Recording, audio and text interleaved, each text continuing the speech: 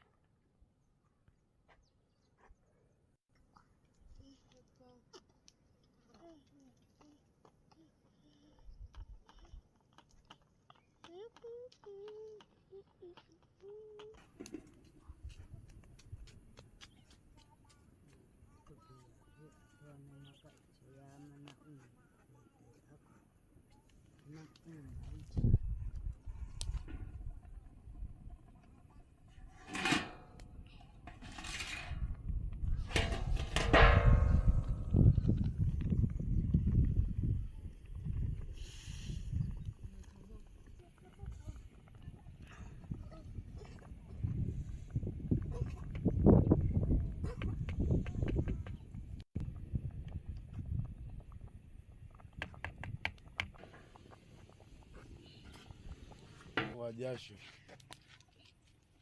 Kiswahili ni ngumu. Mimi sijasoma hata Simkanyagie mwenzako. Dumu kwenye kazi.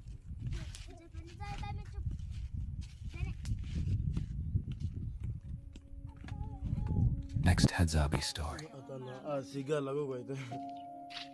Little Tuya sat quietly beside the fire, holding a small stick and tracing circles in the ash. The grandmother's words still echoed in her mind. The land speaks. You must learn to listen. The night was calm, but Tuya felt something different in the air. Grandmother, she asked softly, how do we know when danger is near? The old woman looked at her with calm eyes. You do not always see danger first, she replied. Sometimes you hear it or feel it. She pointed toward the trees. Listen. The children became silent. At first they heard nothing. Then slowly, the usual night sounds changed. The insects grew quiet. The birds stopped calling. Tuya's heart began to beat faster. Do you feel it? The grandmother asked. Tuya nodded. Yes, it feels empty. The grandmother nodded. That emptiness is a warning. From the distance, a branch snapped. All the children turned their heads at once. The grandmother did not move quickly. She simply stood up and said calmly, "Stay close. Do not run. Do not panic." The fire was strengthened, the flames rising higher. The light pushed back the darkness. Tuya stayed close to the others, remembering the lesson. Not strength, not speed, awareness. The sounds of the night slowly returned again. Crickets, wind, distant movement. The danger, whatever it was, passed by unseen. Tuya looked up at her grandmother. "I understand now," she whispered. The grandmother smiled. "You are learning." And in that moment, Tuya realized something important. In the wild, survival was not only about hunting or running. It was about listening, staying together, and respecting the balance of nature. Next story. Little Tuya and the morning tracks. Before the sun rose, little Tuya woke up to the soft movement of the camp.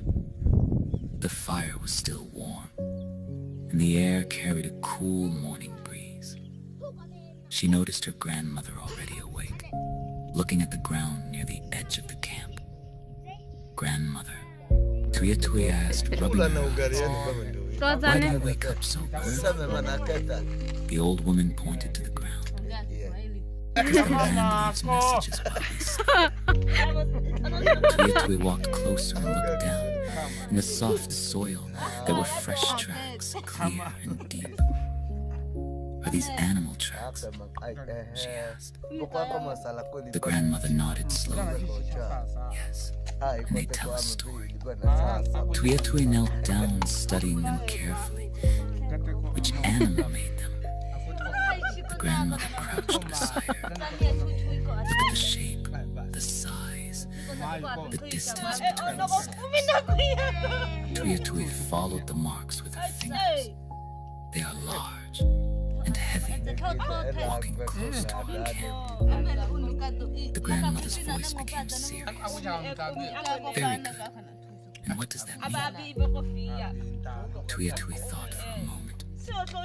It means something strong passed by here while we were sleeping. The grandmother nodded again. Exactly, not all danger comes loudly, some pass quietly.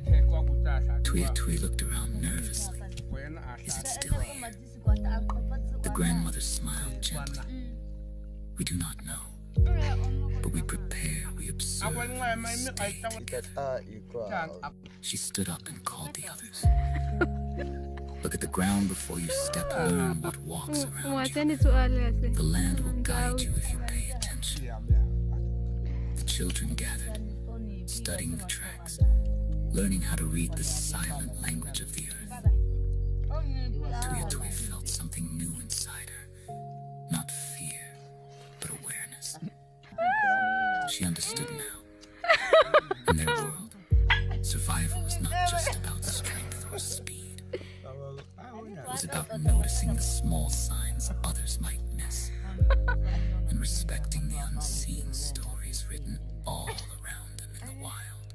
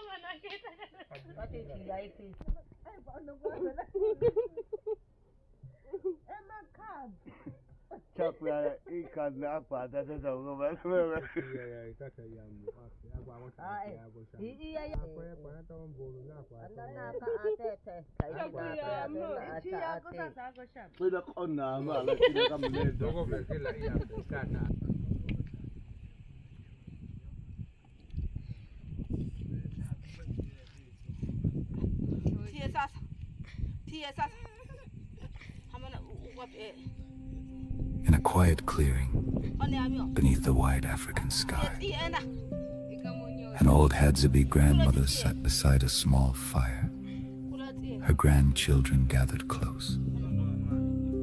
The night was calm, and the sounds of nature, crickets, distant birds, and rustling leaves filled the air. The grandmother's voice was gentle, but serious. "My children," she began, "I am no longer as strong as I once was. My legs are slow, and my eyes do not see as far. Soon, you must learn to watch over yourselves and each other." The children leaned closer, sensing the weight of her words. "There is something you must never forget," she continued. "Long ago, before you were born, our land was the same as it is now. Beautiful, full of life, full of food, but it was also dangerous." She paused, letting the fire crackle. "There was a lion, a great one. We called him Leon. He was clever, patient, and strong. He did not fear people like other animals do." The youngest child whispered, "What did he do, grandmother?" The grandmother's eyes reflected the firelight. "Leon took my father. Then, seasons later, he took my mother. And even my grandfather, who was the strongest hunter of our people. Leon took him too." The children gasped softly, holding on to each other. "That is why I tell you this," she said firmly. "Nature is beautiful. It gives us water, food, and life, but it does not belong to us. We are part of it, and we must respect it." She looked at each child one by one. "When you walk in the bush, walk together. When you hear silence where there should be sound, be alert. When you see tracks, understand their story, and never think you are stronger than the wild." The fire flickered lower. "But most important," she said, her voice softening again, "take care of each other." The fire was small that morning, just enough to warm the hands, not to chase away the light of the rising sun. Little Tuya Tui sat close to it, carefully turning a piece of food over the glowing coals. Her face was calm, focused, her small hands moving with care as she copied what she had seen her grandmother do many times before. Nearby, a quiet animal sat watching, a panda. It chewed slowly, peacefully, as if it had always belonged there beside her. Tuya Tui smiled softly. "You like this?" she asked in a whisper, holding up a small piece. The panda blinked and continued eating. Behind her, the grandmother watched in silence for a moment before speaking. "You are learning," she said. Tuya Tui turned slightly, her eyes bright. "I want to be strong like you." The old woman shook her head gently. "Strength is not only in the hands." She stepped closer and sat beside her. "It is in how you see, how you listen, how you care." The fire crackled softly. For a while, there was only the sound of chewing fire and morning birds. Then Tuya Tui spoke again. "Grandmother, is the lion still out there?" The question hung in the air. The panda paused, then continued eating. The grandmother looked toward the trees, her expression calm but distant. "Yes," she said quietly. "The wild does not forget itself." Tuya Tui lowered her gaze to the fire. "I am not afraid," she said, though her voice was small. The grandmother placed a hand gently on her shoulder. "Fear is not your enemy," she replied. "It is a voice. You must learn when to listen to it." The breeze shifted. For a moment, the birds stopped singing. Tuya Tui noticed. Her hands froze, the panda stopped chewing. The forest grew still. The grandmother did not move quickly. She simply leaned closer and spoke in a low voice. "What do you feel?" Tuya Tui swallowed. "It's quiet." The grandmother nodded. "That quiet is not empty. It is a message." Tuya Tui slowly stood, staying close. The fire popped, sending a small spark into the air.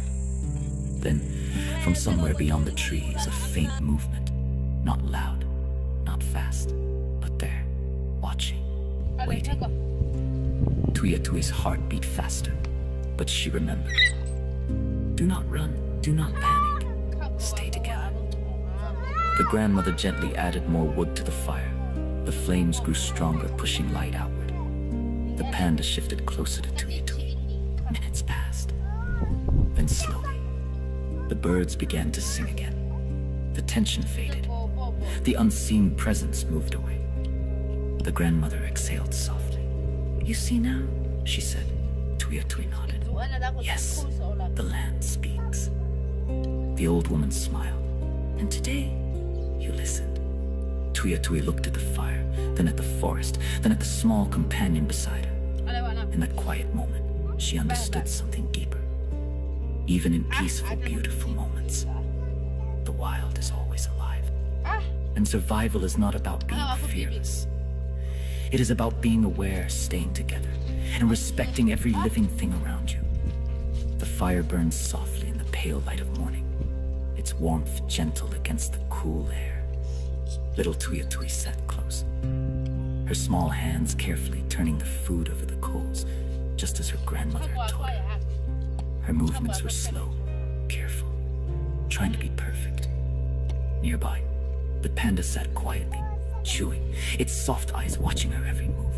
It felt like a peaceful moment. Too peaceful. Tui smiled faintly. I'm doing it right, aren't I?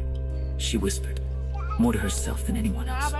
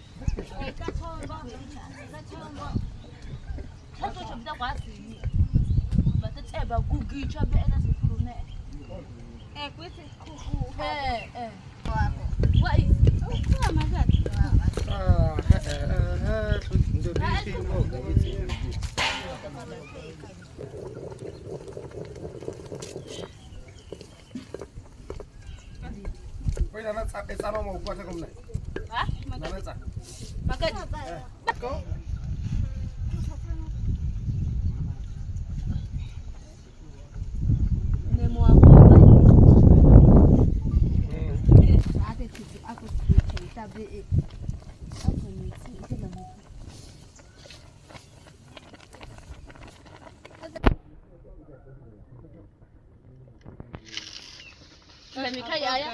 Let me cut ya.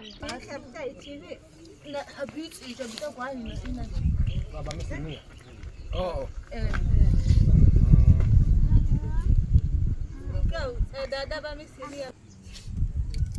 Look go back. Got you up and eat. Coach on it. Habits each of it. Look at it.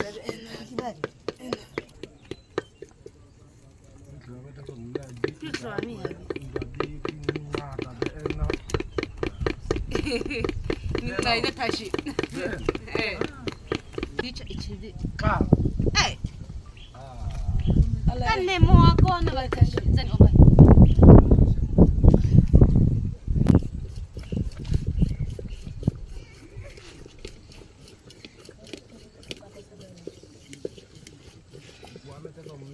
Kukuha mini.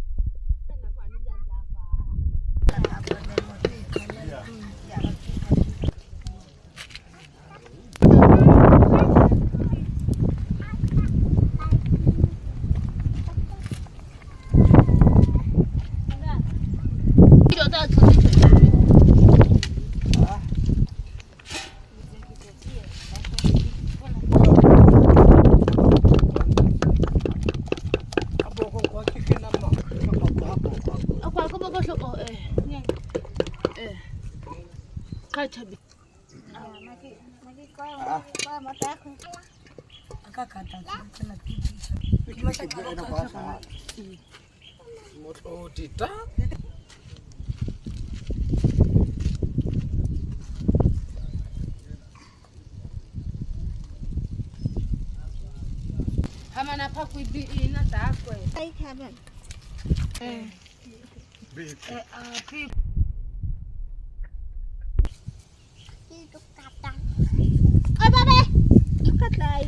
Kwa general imai kana kwa miaka anak. Namba miyama kwa kutazama. Tago ko na dalang ka pipipi o.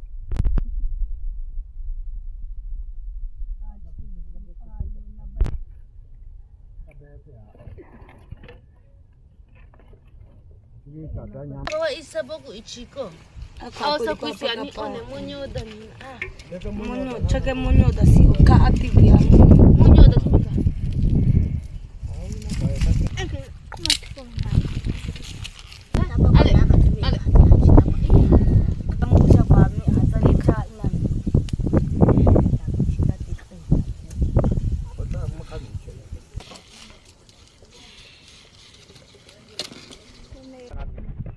Kama usiseme gweke maa.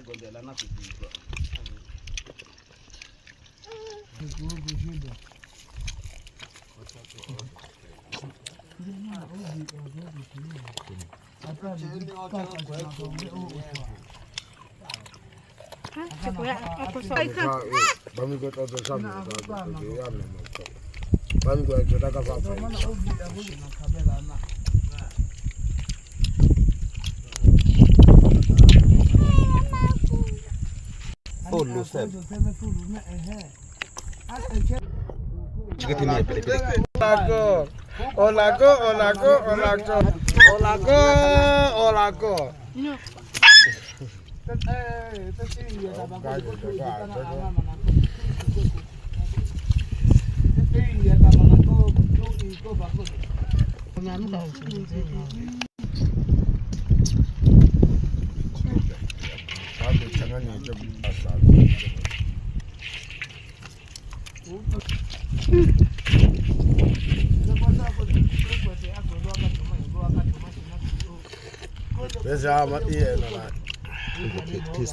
Inai pilipili wa anga.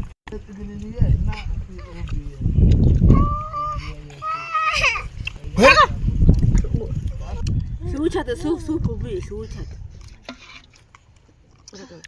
Kwa pesa na tu.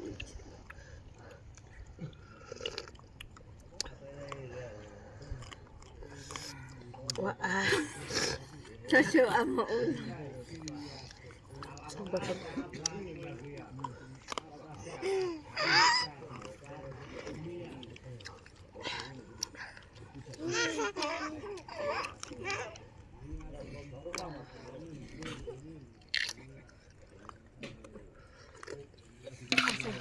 I'm a tired, so much in a quick cut at it. I'm a creep. Look what the Hadzabe hunter hunts for New Year food, a real-life jungle story.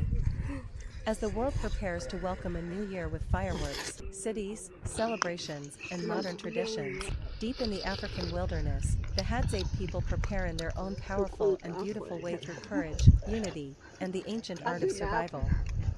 Before sunrise, the Hadzabe hunter steps into the silent jungle with his bow and arrows, carrying not only tradition, but responsibility. Every step he takes is guided by skills taught by elders, knowledge passed down for generations, and deep respect for nature. This isn't just hunting for food. It's love for family. It's protection for the tribe. It's culture, survival, and honor. The journey is not easy. The jungle is unpredictable. The terrain is harsh. But with patience, strength, and determination, the hunter continues. Hours pass, tracking footsteps, reading nature, listening to the wind, watching every movement. Then finally success. The hunter returns proudly